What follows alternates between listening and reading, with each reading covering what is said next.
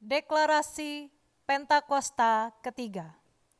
Pentakosta ketiga adalah pencurahan Roh Kudus yang dahsyat di zaman now, melebihi yang terjadi di Azusa Street. Pentakosta ketiga akan mengakibatkan penuaian jiwa yang terbesar dan yang terakhir sebelum Tuhan Yesus datang kembali. Pentakosta ketiga akan membangkitkan generasi Yeremia, yaitu anak-anak muda yang dipenuhi Roh Kudus, cinta mati-matian kepada Tuhan Yesus, tidak kompromi terhadap dosa, dan akan bergerak untuk memenangkan jiwa. Pentakosta ketiga lahir di Indonesia dan bergerak ke bangsa-bangsa. Gerakan ini dari timur ke barat dan akan kembali ke Yerusalem. Pentakosta ketiga akan memberikan kuasa untuk menyelesaikan amanat agung, dan setelah itu Tuhan Yesus datang kembali. Shalom saudara sekalian, pada kesempatan kali ini kita membahas doktrin penting untuk kaum Pentakosta, yaitu bahasa roh. Bahasa roh anugerah besar bagi semua murid Tuhan. Di luar sana ada banyak pertanyaan dan perbincangan mengenai bahasa roh. Dan pada kesempatan kali ini kita membahas 3 pertanyaan yang sering ditanyakan oleh jemaat. Yang pertama, apakah bahasa roh bisa dipelajari? Nah saudara, jawabannya adalah tidak. Bahasa roh tidak bisa dipelajari. Secara konsisten dalam Alkitab kita melihat orang itu harus dipenuhi oleh karunia Roh Kudus. Lalu secara otomatis mereka akan berkata-kata dalam bahasa roh. Dalam Kisah Rasul pasal 2 ayat yang keempat, maka penuhlah mereka dengan Roh Kudus. Lalu mereka mulai berkata-kata seperti yang diberikan oleh roh itu kepada mereka. Nah saudara lihat, mereka harus dipenuhi oleh karunia Roh Kudus, baru mereka berkata-kata dalam bahasa roh. Contoh kedua, dalam Kisah Rasul 10 ayat 44-46. Ketika Petrus berkhotbah di keluarga Kornelius, maka turunlah Roh Kudus dari atas lalu memenuhi keluarga Kornelius. Dan mereka berkata-kata dalam bahasa roh. Jadi saudara, kita jelas bahwa bahasa roh itu secara otomatis diberikan langsung oleh Roh Kudus, bukan oleh manusia. Karena itu kita percaya tanda awal orang dibaptis Roh Kudus adalah dia berkata-kata dengan bahasa roh. Pertanyaan kedua, apakah orang yang tidak berbahasa roh akan masuk neraka? Jawabannya jelas tidak saudara. Kenapa? Karena urusan surga dan neraka itu mengenai keselamatan. Dan orang percaya kita selamat by grace through faith. Karena kasih karunia melalui iman. Tidak ada indikasi mengenai bahasa roh. Meskipun begitu, orang percaya akan kehilangan manfaat besar kalau mereka tidak berbahasa roh. Ada beberapa manfaat yang dijelaskan oleh Alkitab. 1 Korintus pasal 14 ayat yang keempat mengatakan begini. Mereka yang berbahasa roh sedang membangun dirinya sendiri. Kata membangun di situ menggunakan kata oikodomeo. Artinya seperti orang membangun tembok. Batu bata demi batu bata dibangun sampai menjadi tembok yang kokoh. Orang yang berbahasa roh sehari demi hari mereka berbahasa roh menguatkan manusia rohani mereka. Meskipun manusia batinia, meskipun manusia jasmani kita lemah, tetapi manusia rohani kita kuat. Dan manfaat kedua, Roma 8 ayat 26. Dikatakan roh juga membantu dengan berdoa untuk kita kepada Allah dengan keluhan-keluhan terdalam yang tidak terucapkan. Nah, saudara, seringkali di rumah ketika kita berdoa, kita kehabisan kata-kata untuk berdoa dalam bahasa Indonesia mungkin. Tetapi ketika kita berbahasa roh, kita bisa berdoa terus-menerus sampai roh itu mengeluarkan keluhan terdalam kepada Bapa mewakili kita semua. Pertanyaan ketiga, apakah semua orang bisa berbahasa roh? Jawabannya adalah ya. Kita kaum Pentakosta meyakini semua orang percaya yang lahir baru yang mau mereka bisa berbahasa roh.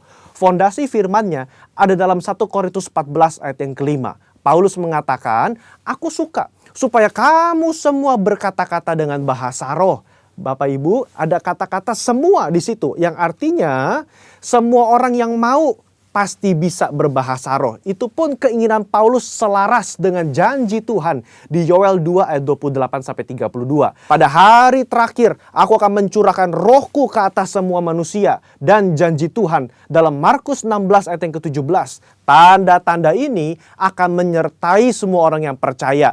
Yaitu mereka akan berkata-kata dengan bahasa yang baru. Sekian, saudara dikasih Tuhan, Tuhan Yesus memberkati.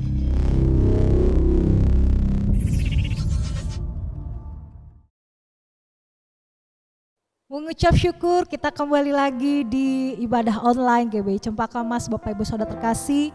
Di minggu kedua di bulan Desember ini sudah hampir mendekati tutup akhir tahun. Bapak Ibu, ibu-ibu yang sudah di rumah pasti sedang menyiapkan panganan untuk menyambut hari Natal. Kue-kue sudah disiapkan, tapi jangan lupa juga kita harus menyiapkan hati menutup akhir tahun ini Bapak Ibu Saudara terkasih dengan terus mengucap syukur dan berharap terus berdoa di tahun yang depan, tahun yang akan datang, hidup kita semakin lebih baik, lebih berkenan di hadapan Tuhan. Pagi hari ini Bapak Ibu Saudara terkasih, kita sama-sama siapkan hati kita mau beribadah bersama-sama, tidak seperti ibadah-ibadah sebelumnya. Jangan hanya menonton saja Bapak Ibu, tapi kita memuji, kita juga terlibat untuk memuji memuliakan nama Tuhan, terlibat untuk dalam perenungan firman Tuhan. Dan semua acara ini Bapak Ibu saksikan dengan baik. Terima kasih, Tuhan Yesus memberkati.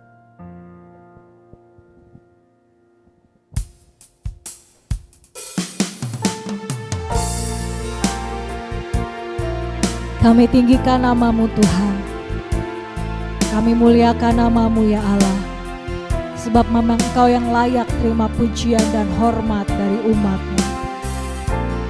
Karena kasih setia-Mu, karena pengorbanan, karena begitu Engkau mengasihi kami, sehingga kami punya Yesus dalam hidup kami.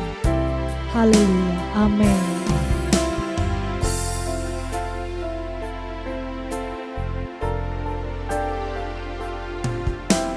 Yesus, ku cintakan, ku tinggikan, ku agungkan. Aku kan memuji-Mu, baik di dalam suka dan duka. Yesus, ku cintakan, ku tinggikan, ku agungkan. Aku kan memuji-Mu, baik di dalam suka dan duka. Engkau layak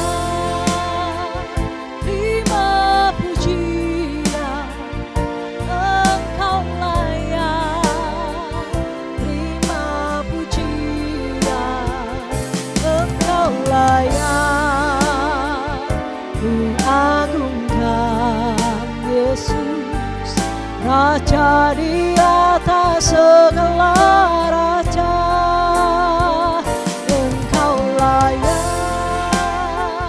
terima pujian, Engkau layak terima pujian, Engkau layak diagungkan Yesus, Raja di atas segala raja.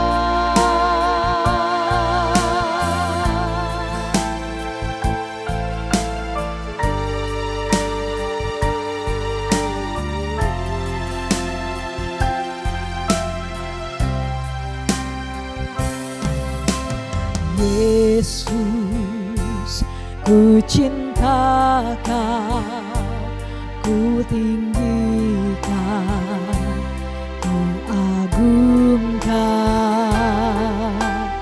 Aku kan memuji-Mu, baik di dalam suka dan duka. Engkau layak terima pujian, Engkau layak terima pujian, Engkau layak diagungkan Yesus, Raja di atas segala raja. Engkau layak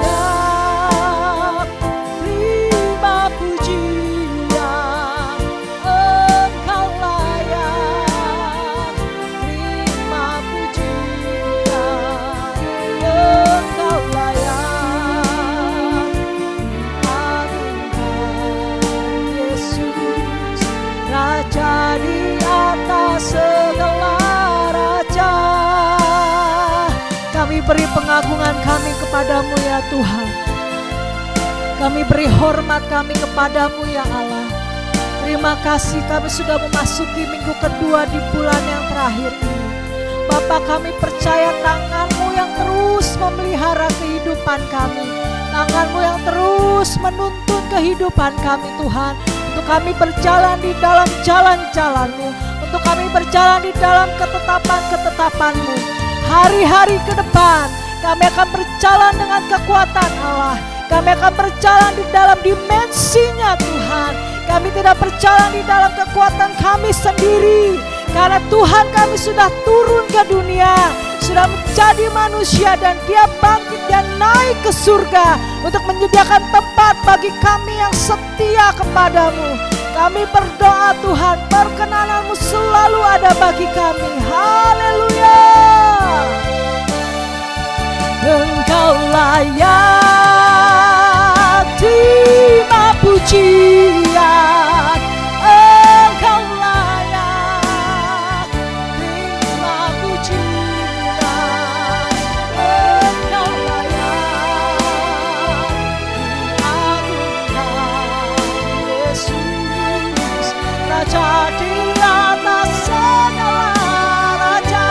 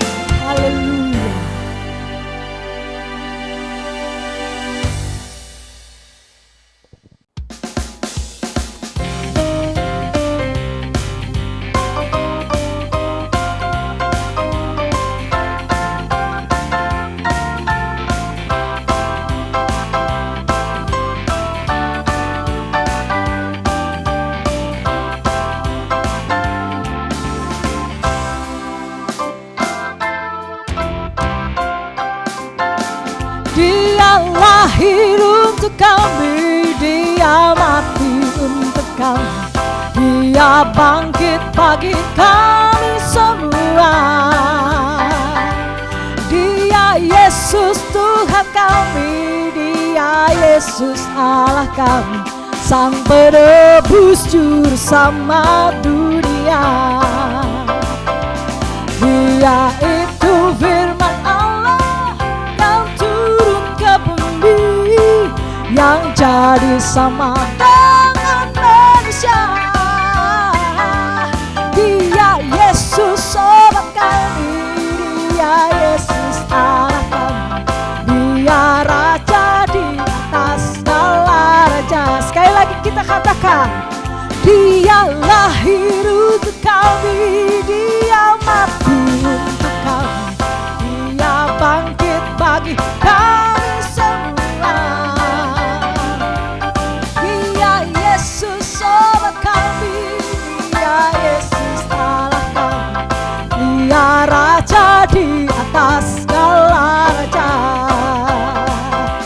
Dia itu firman Allah yang turun ke bumi, yang jadi sama dengan manusia. Dia Yesus sobat kami, Dia Yesus Allah kami, Sang Penebus juru selamat dunia.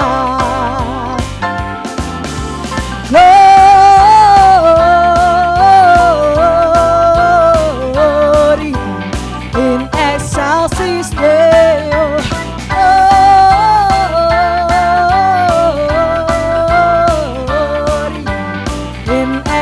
cross is there.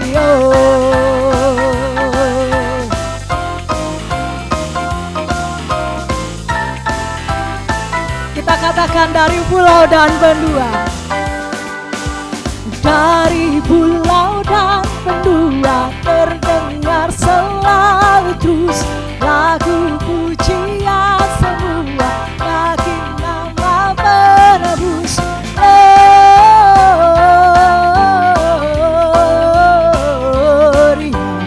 Muliakan Tuhan,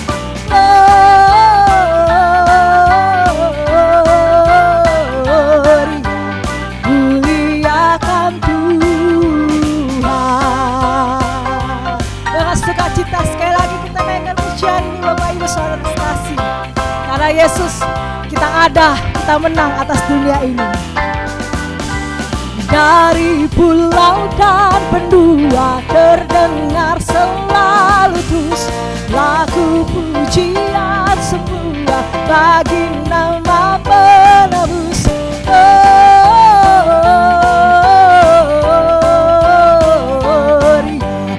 Muliakan Tuhan,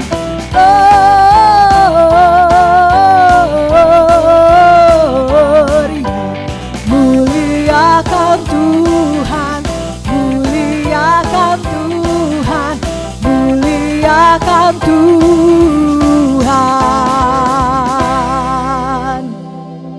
Haleluya.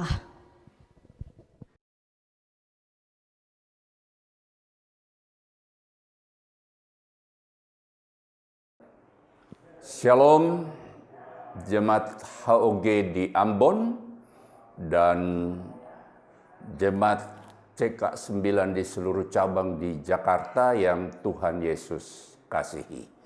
Senang bisa berjumpa dengan saudara pada hari ini untuk bisa membagi berkat firman Tuhan.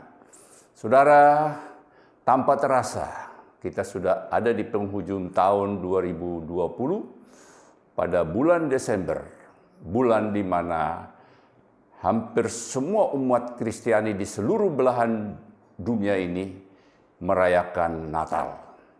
Dan hari ini saya juga akan berbicara tentang berita Natal. Judul khotbah saya adalah Natal melepaskan kita dari ketakutan. Saudara, selama manusia masih ada di dunia ini, manusia itu selalu diperhadapkan dengan berbagai ketakutan. Apapun golongannya, apakah dia kaya, miskin, tua, muda, perempuan, lelaki, semuanya pernah merasakan apa yang dinamakan ketakutan. Saudara, kita menjadi takut pada saat sesuatu yang mengerikan atau membahayakan serta mengancam hidup kita, yang seperti terjadi hari-hari ini dengan adanya pandemi COVID-19. Saudara, takut itu normal, tapi hidup dalam ketakutan itu tidak normal.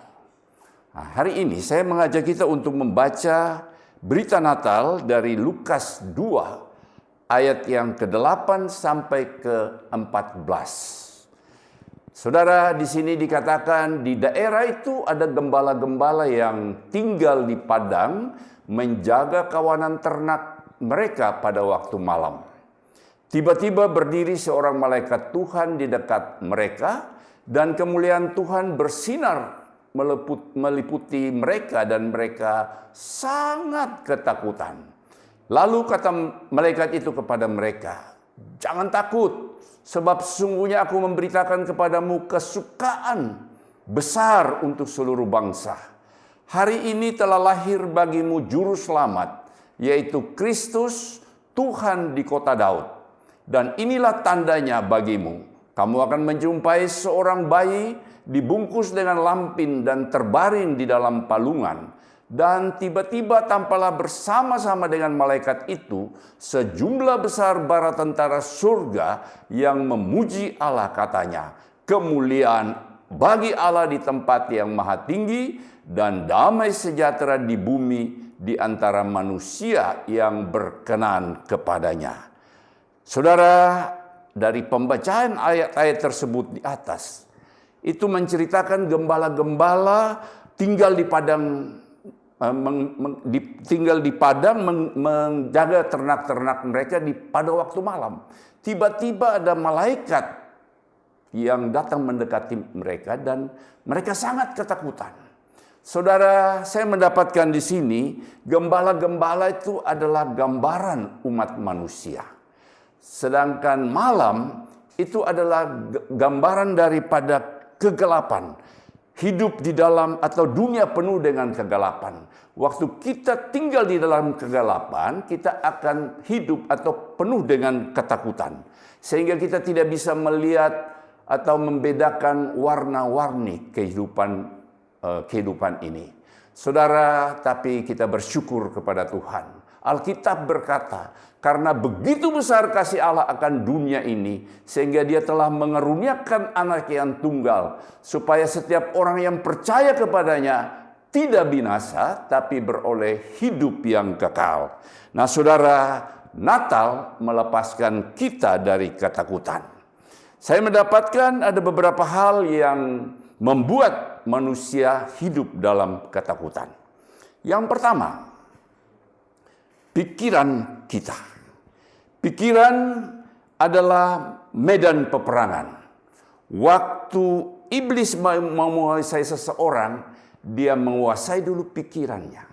Waktu dia bisa menguasai pikirannya, maka dia akan menguasai seluruh kehidupannya.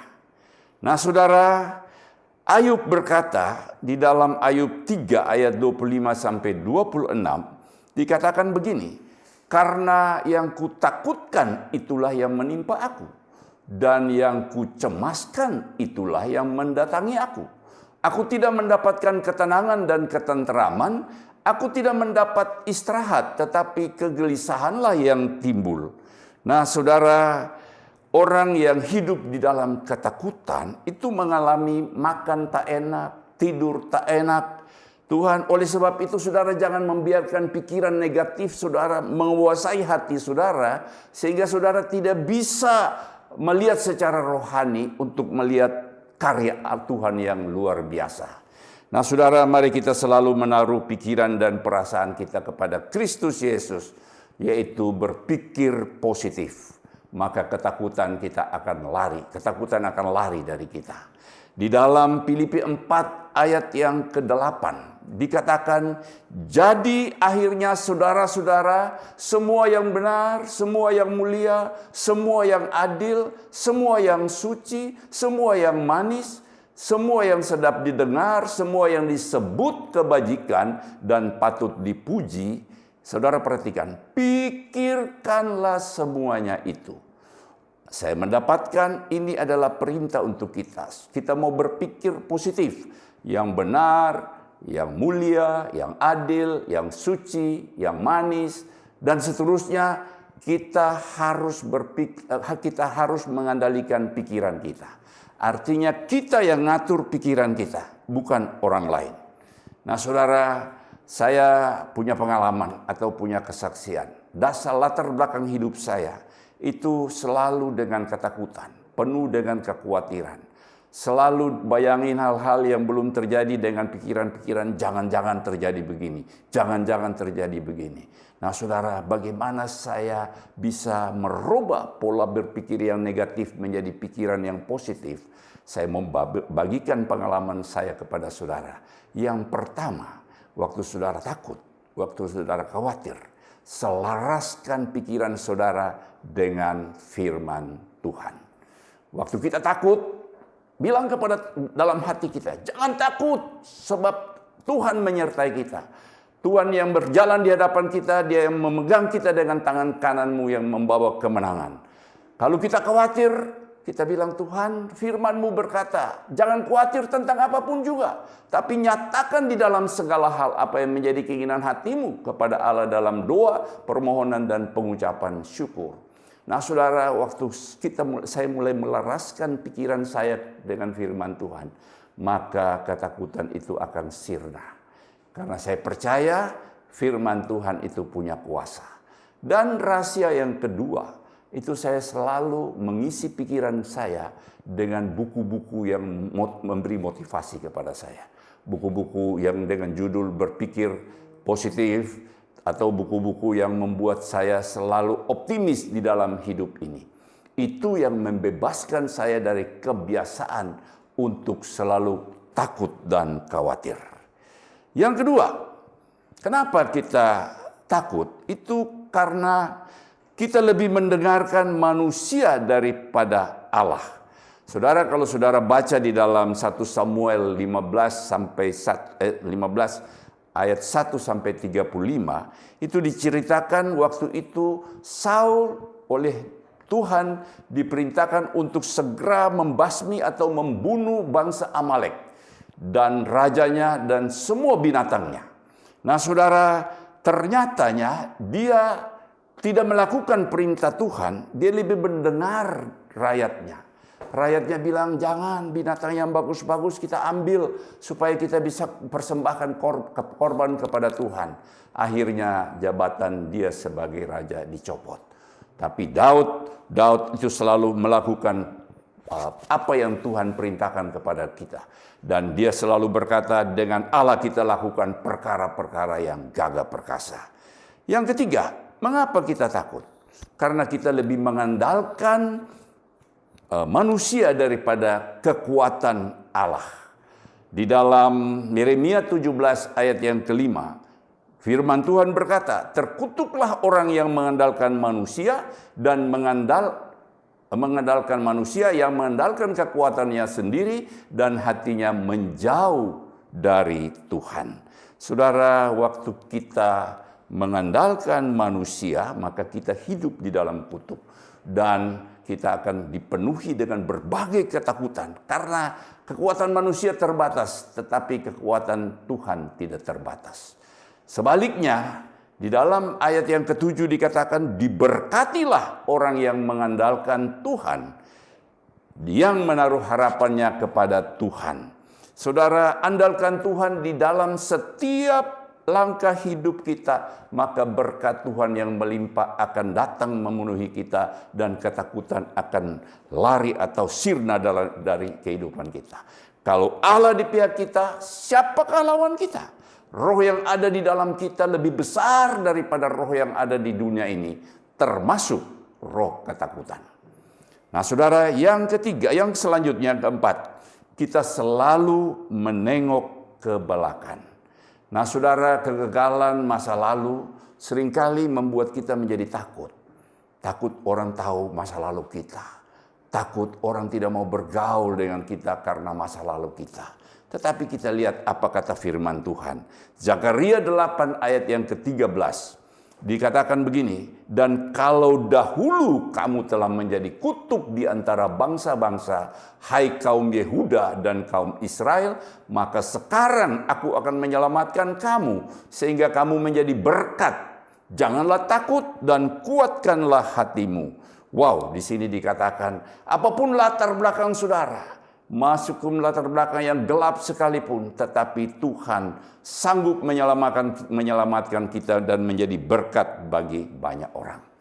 Nah, saudara, persoalannya asal jangan kita mengingat-ingat masa yang lalu, tapi kita harus tetap memandang pandangan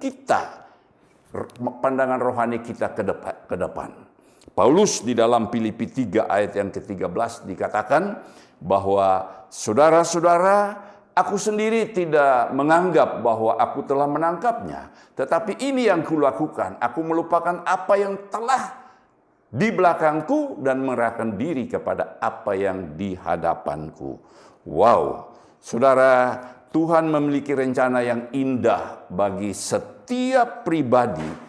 Asal kita mau menyerahkan hidup kita kepadanya, sepenuhnya kepada Dia, berlindung dan melakukan semua perintah-perintah Tuhan. Nah, saudara, contoh orang yang menengok ke belakang yaitu istrinya Lot. Waktu dia menengok ke belakang, dia menjadi garam. Dia menjadi tiang garam.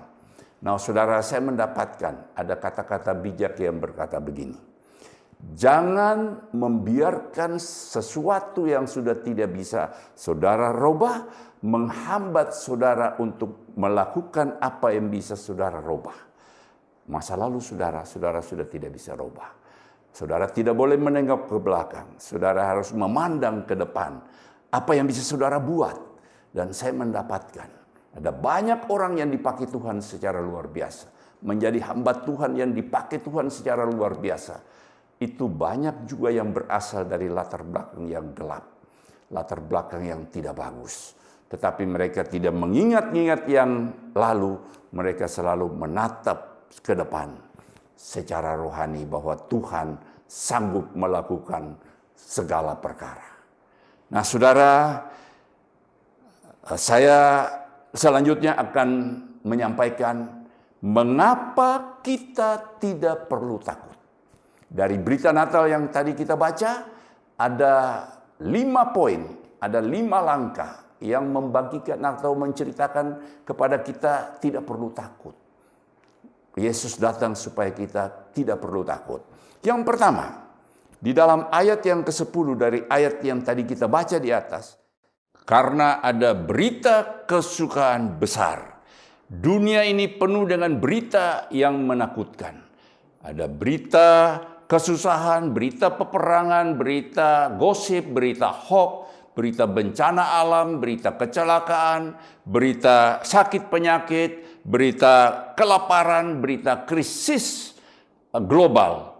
Tapi saya mau beritahu saudara, jangan takut sebab ada satu berita, yaitu berita kesukaan besar, berita kabar baik, berita kemenangan, berita kepastian keselamatan, yaitu berita tentang kelahiran Yesus Kristus. Saudara, kelahiran Yesus Kristus membuat hidup kita menjadi berarti. Dosa kita diampuni dan kita menjadi orang yang pasti atau masuk di dalam hidup yang kekal. Di dalam Dia kita menjadi ciptaan baru dan kita bisa melihat karya atau kita bisa melihat karya Tuhan. Kita menjadi berharga di mata Tuhan. Hadirkan Yesus di mana saja saudara berada dan akan memberi dampak kepada dunia ini di mana saudara menjadi garam dan terang dunia. Saudara, kelahiran Yesus berarti kita melahirkan jiwa-jiwa untuk kerajaan surga. Kelahiran Yesus membawa keajaiban dan melepaskan kita dari ketakutan. Kelahiran Yesus membawa keajaiban karena Yesus sanggup mengubah keputusasaan menjadi pengharapan, kegelapan menjadi terang, kemiskinan menjadi kekayaan, kekalahan menjadi kemenangan, kegagalan menjadi kesuksesan, kematian menjadi kehidupan, air biasa menjadi anggur yang manis. Loh saudara, di dalam Yesus ada kuasa dan mujizat yang dahsyat. Yesus adalah juru selamat yang sejati. Yang kedua, mengapa kita tidak perlu takut? Karena kita mempunyai juru selamat. Di dalam ayat yang ke-11. Saudara, sebagai hari ini telah lahir bagimu juru selamat, yaitu Kristus Tuhan di kota Daud. Sebagai orang yang percaya, kita harus mengucapkan syukur. Karena Allah begitu sangat dekat dengan kita. Dia yang rela turun dari surga menjadi manusia. Dan semua orang yang percaya mengenal Dia. Dan Allah itu sangat mengerti kesulitan kita. Dia merasakan kelemahan kita. Dan Dia turut bekerja di dalam segala sesuatu untuk mendatangkan kebaikan bagi orang yang mengasihi Dia. Dia Allah yang menyertai kita. Allah yang Immanuel. Ia menyertai kita sampai di akhir zaman. Oleh karena itu Allah selalu menyertai kita dalam suka maupun duka. Karena itu kita tidak perlu takut. Jangan takut terhadap goncangan, tantangan, masalah, dan cobaan karena Kristus atau Yesus sanggup memberikan jalan keluar di saat tidak ada jalan.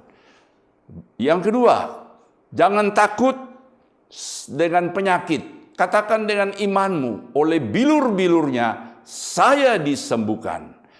Berikutnya, jangan takut terhadap kegagalan karena Dia Allah yang memberikan kemenangan dan keberhasilan. Jangan takut dengan masa depanmu yang tidak pasti karena Dia selalu memberikan damai sejahtera dan hari depan yang penuh pengharapan. Jangan takut terhadap kekurangan. Dia Allah yang mencukupi dan Allah yang memberikan kita hidup di dalam segala kelimpahan. Jangan takut terhadap kematian karena mati adalah keuntungan. Kita akan mendapat mahkota kehidupan serta hidup yang kekal. Saudara mau tahu obat takut? Adalah percaya pada Allah. Mazmur 59 ayat yang keempat. Waktu aku takut, aku ini percaya kepadamu. Dan Alkitab berkata, sehelai rambut pun kita tidak akan gugur tanpa seizin Tuhan. Katakan kiri kanan saudara, jangan takut. Jangan takut. Yang ketiga, mengapa kita tidak perlu takut? Karena ada sejumlah bala tentara surga. Di ayat yang ke-13. Nah saudara, suatu saat sejumlah pasukan Aram yang besar dengan kuda dan kereta perang mengepung kota Datan, tempat di mana Nabi Elisa dan bujangnya berada. Pagi-pagi buta, bujangnya bangun dan melihat pasukan tentara Aram yang begitu besar, begitu banyak, dia menjadi takut. Tapi Elisa berkata kepada dia, dan Elisa mulai berdoa, celikan mata rohaninya. Dan dia melihat bahwa pasukan surgawi, malaikat Tuhan jauh lebih banyak di sekelilingi mereka, lebih banyak daripada pasukan dari tentara Aram. Nah saudara, sesungguhnya kalau kita melihat keadaan kita, jangan melihat dengan mata jasmani kita. Tetapi kita kalau melihat dengan mata rohani kita, kita akan melihat penyertaan Tuhan yang luar biasa. Tuhan campur tangan dalam hidup kita. Jadi tidak perlu takut. Jangan takut terhadap masalah dan tantangan yang besar yang mengepung saudara, tapi pandanglah kepada penyertaan Tuhan. Alkitab berkata Tuhan sekali-kali tidak akan meninggalkan kita. Dia adalah Allah yang setia. Sejumlah tentara surga diperintahkan menyertai kita lebih daripada banyak masalah yang kita hadapi. Saudara, yang keempat, mengapa kita tidak perlu takut? Karena ada kemuliaan Tuhan di tempat yang maha tinggi. Nanti saudara baca di ayat yang ke-14. Saudara, Tuhan tidak pernah mencobai kita melebihi kekuatan kita. Dan masalah seberat apapun juga, Tuhan sanggup menyatakan kemuliaannya. Di balik setiap pertandingan ada mahkota. Di balik air mata ada sukacita yang Tuhan sediakan bagi kita. Air mata Tuhan sanggup menjadi atau merubah menjadi mata air. Di balik masalah ada kemuliaan Tuhan yang Tuhan akan nyatakan kepada kita. Asal kita selalu berharap kepadanya.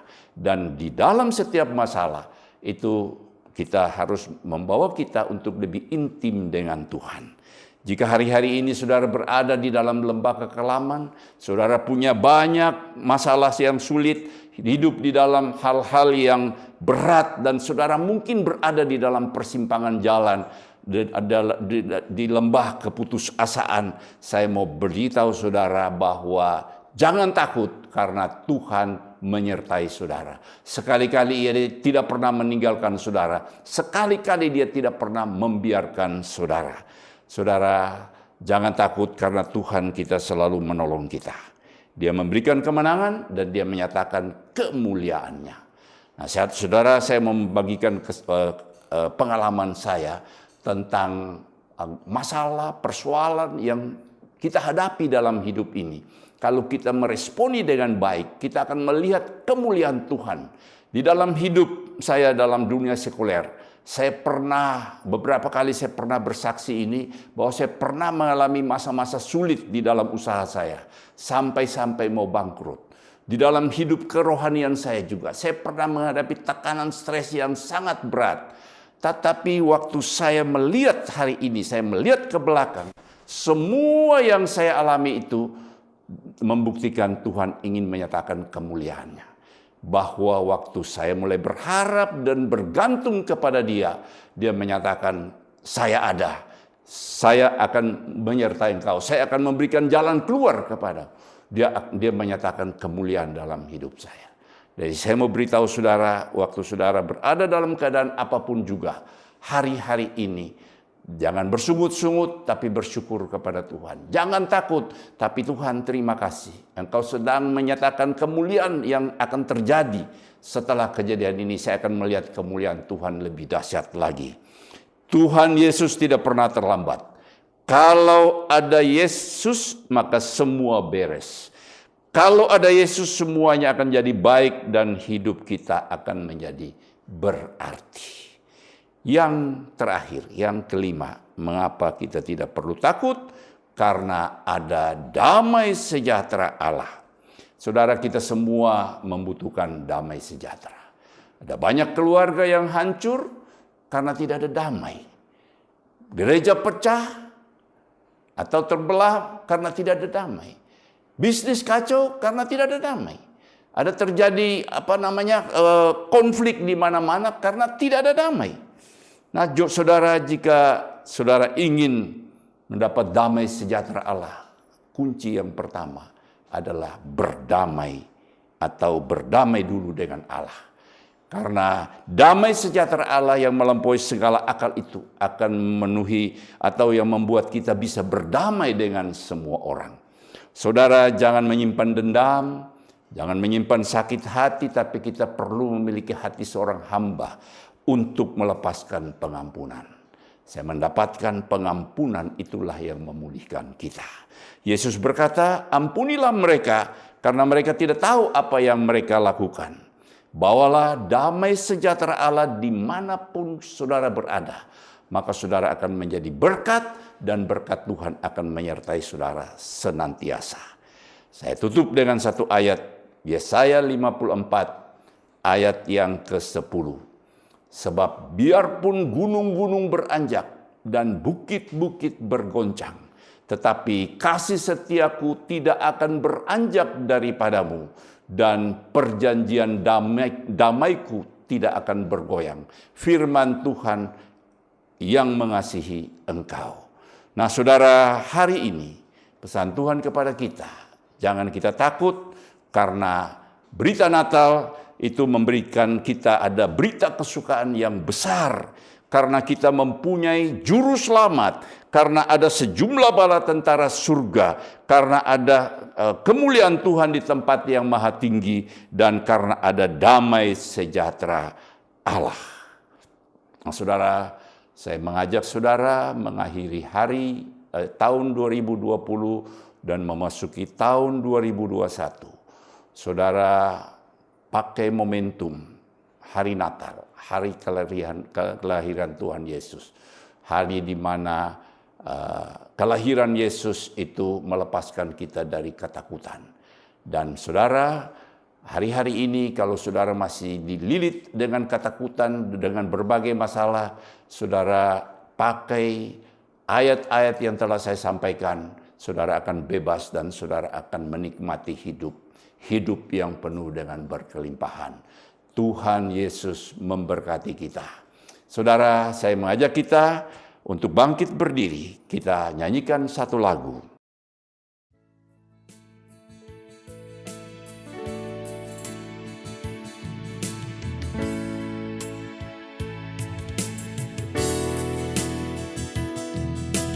Tak usah ku takut, Allah menjagaku.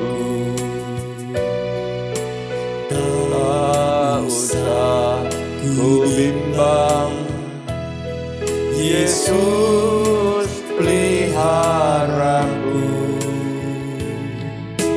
Tak usah ku susah, Roh Kudus hiburku.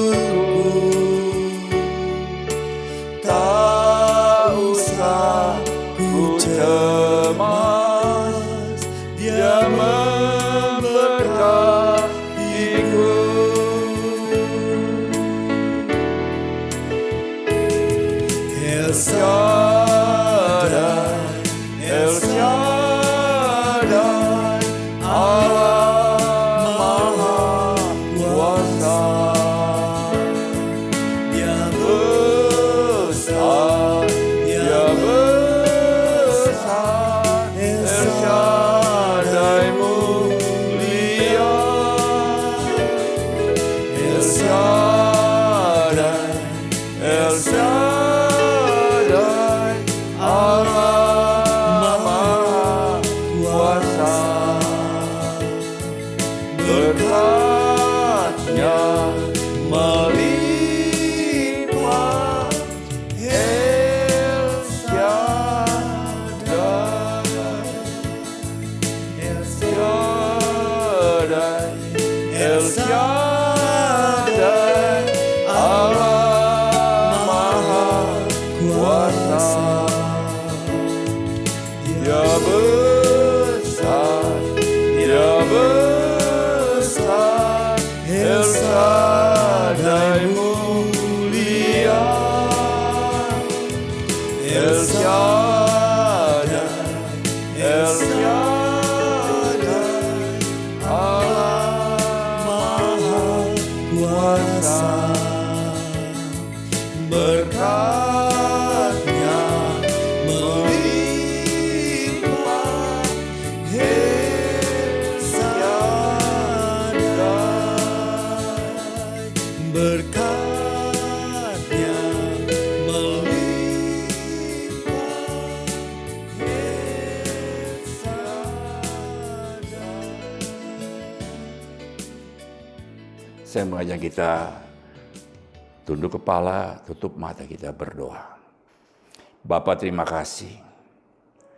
Terima kasih Tuhan bahwa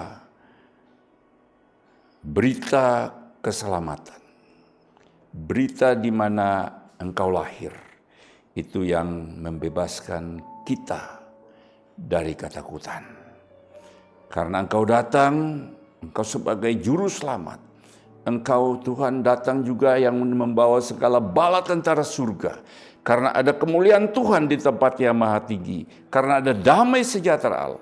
Sehingga kami Tuhan anak-anak-Mu tidak akan takut Tuhan. Apapun keadaan yang hari-hari ini mengancam kehidupan kita. Dengan adanya pandemi COVID-19. Tapi kami sungguh percaya perlindungan Tuhan sempurna. Mazmur 91 itu menjadi benteng kita, menjadi perlindungan kita. Kita aman terlindung di dalam kepak sayap. Bapa, kami bersyukur Tuhan. Engkau tidak biarkan kami tinggal sendiri, tapi Engkau menyertai kami. Engkau datang ke dunia ini.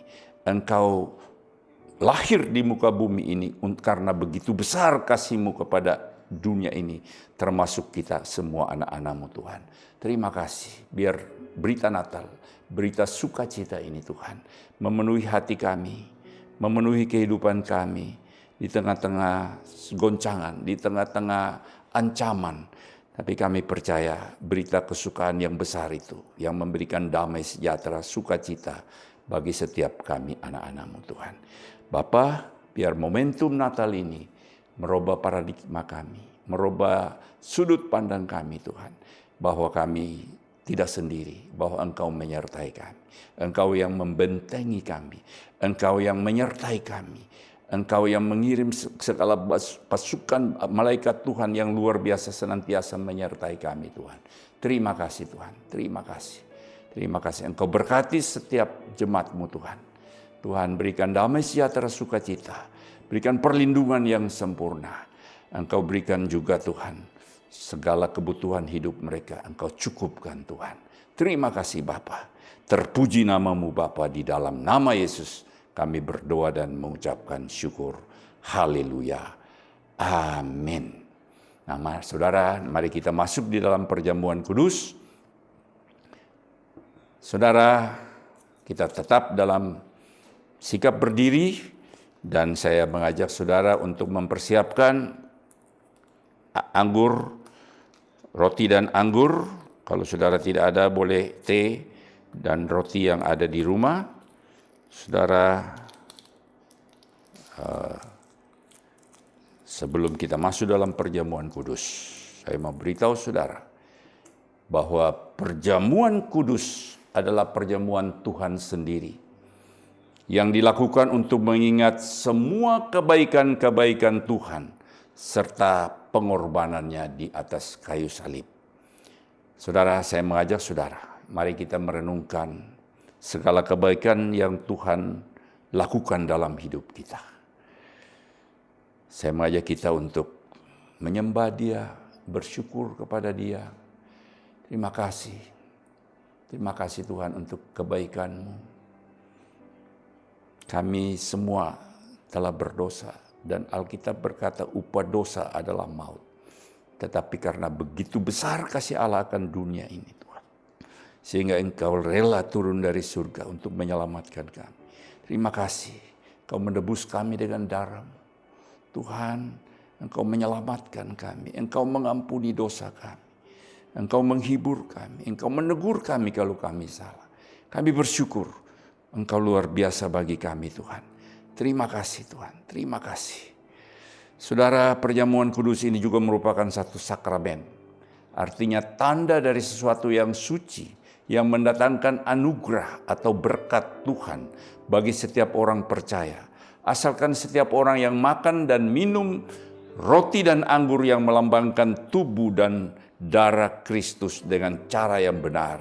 Artinya tidak menyimpan sakit hati, benci, dan dengki serta dosa. Mari saya mengajak kita untuk menguji diri kita masing-masing. Jika di antara kita ada yang demikian, marilah kita datang dan minta agar Tuhan sucikan kita. Ampuni kami Tuhan, ampuni kami. Baik kami lakukan kesalahan yang sengaja maupun tidak sengaja, yang mendukakan hati-Mu, Engkau ampuni kami. Kami akan masuk dalam perjamuan kudus Tuhan. Kami mau Engkau layakkan kami Tuhan. Terima kasih Bapa, terima kasih. Terima kasih. Bapa, terima kasih Engkau telah melayakkan kami hamba-hamba-Mu dan anak-anak-Mu untuk sehidangan dengan Engkau. Nah saudara, saya mengajak saudara siapkan roti dan anggur. Sebelum kita makan perjamuan kudus ini, saya membacakan firman Tuhan. Sebab apa yang telah kuteruskan kepadamu, telah aku terima dari Tuhan, yaitu bahwa Tuhan Yesus pada malam waktu Ia diserahkan, Ia mengambil roti. Mari kita ambil roti tinggi-tinggi, tangan kanan tinggi-tinggi. Dan sesudah itu Ia mengucapkan syukur atasnya. Ia memecah-mecahkannya dan berkata, inilah tubuhku yang diserahkan bagi kamu. Perbuatlah ini menjadi peringatan akan aku. Saudara, bukankah roti yang kita pecah-pecahkan ini adalah persekutuan kita dengan tubuh Kristus? Mari kita makan di dalam nama Yesus.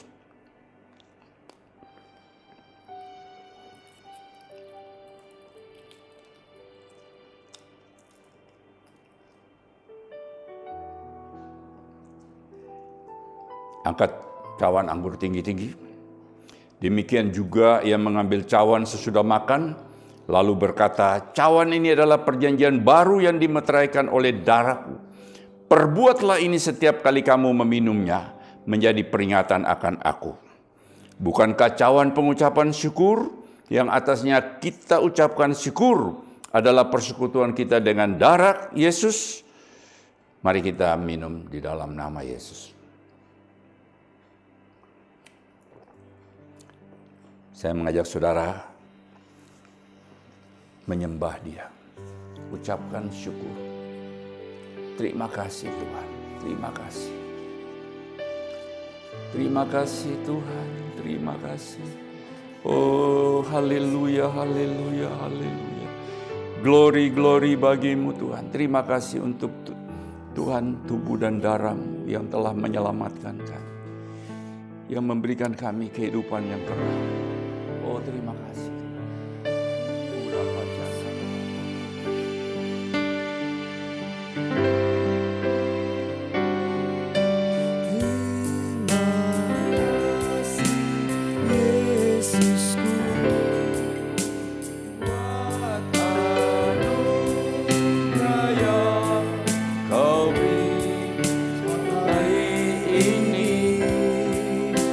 Tuhan adakah syukur bagimu. Katakan lagi.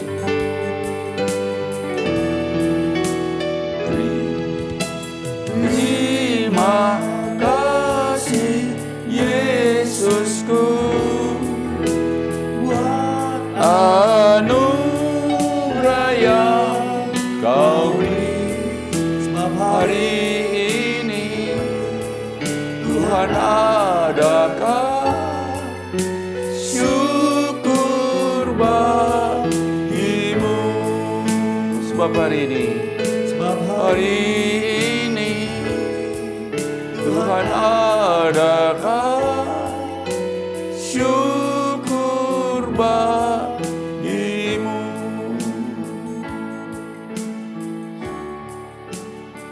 Angkat kedua tangan saudara, saya akan berdoa kepada saudara. Bapa, Engkau berkati setiap anak-anak-Mu Tuhan. Kami berdoa Tuhan, di dalam berita Natal, di dalam bulan ini Tuhan, di mana kami memperingati hari kelahiran-Mu Tuhan. Kami berdoa kepada setiap jemaat, setiap umat-Mu Tuhan. Dengan kelahiran Yesus, dengan memperingati hari kelahiran Yesus, mereka dibebaskan, mereka dilepaskan dari rasa ketakutan. Engkau bebaskan mereka dari ketakutan untuk mereka hidup dengan iman. Mereka melihat dengan mata rohani mereka bahwa penyertaan Tuhan sempurna dalam kehidupan mereka. Berkati mereka Tuhan, untuk mereka terus Tuhan bergairah di dalam hidup ini.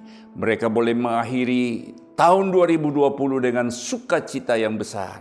Dan mereka juga Tuhan memasuki tahun 2021 dengan rasa optimisme. Untuk mereka meraih apa yang Tuhan sediakan bagi mereka dalam tahun 2021 ini Tuhan.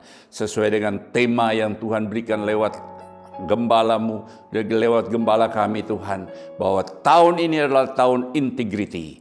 Untuk kami membentuk hidup kami supaya menyerupai Engkau Tuhan. Terima kasih Tuhan, Engkau berkati semua jemaat-Mu Tuhan.